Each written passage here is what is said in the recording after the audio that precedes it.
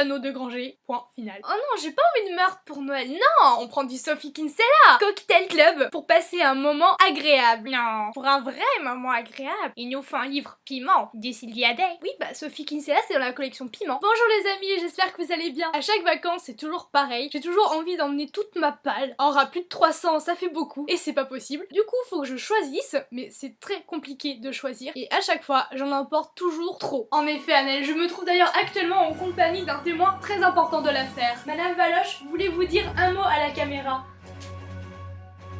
Bon, elle semble très traumatisée par le poids énorme de ses douloureux souvenirs. N'hésitez pas en tout cas à lire son livre poignant, Au bout des roulettes, disponible dans toutes vos bonnes librairies. Anaël, je vous redonne la parole. Oui, suite à ce témoignage émouvant, j'ai vraiment besoin de votre aide. J'hésite entre amener Les papillons rêvent d'éternité de Sandra Labastille, édition Michel Lafon. Je l'ai lu récemment dans une commande et il me tente énormément et j'aimerais bien pouvoir vous en parler début 2016. Il m'avait été choisi par Guillaume de la chaîne Littérairement Guillaume lors du challenge de l'amitié littéraire. Ne tirez pas sur l'oiseau moqueur d'Harperly édition, le livre de poche. Or, je ne l'ai pas lu, or j'aimerais beaucoup le lire, or j'aimerais bien que ça se fasse en 2015, ou en tout cas pendant ces vacances. Ça fait plusieurs fois du coup que je ne le lis pas et s'il serait peut-être temps que je m'y plonge. Un des seuls romans de la rentrée littéraire que j'ai acheté, il s'agit d'Amelia, de Kimberly McRae, Je prononce pas très bien encore, hein. aux éditions Le Cherche Midi. Il me tentait beaucoup et bon, ça fait depuis septembre que je l'ai. Par rapport à d'autres, c'est rien. Néanmoins, j'aimerais beaucoup le lire. Non, on prend le polar dit de l'été, Prendre Lily. Wesh, priorité aux jeunes. Moi, je prends Le Pays des Contes de Chris Colfer et Moi Boy de Ronald Dahl. Mais en 2 jours, c'est plié. Alors qu'en prenant Crime et Châtiment en top 1 et 2, on a de quoi se régaler tout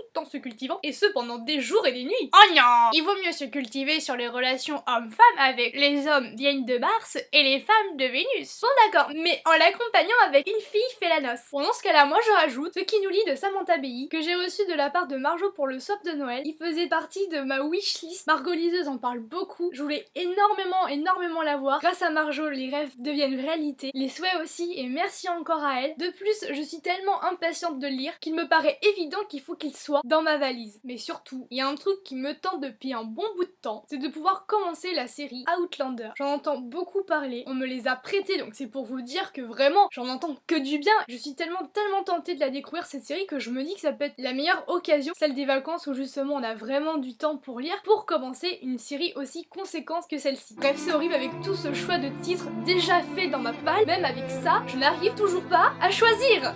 Je sais pas.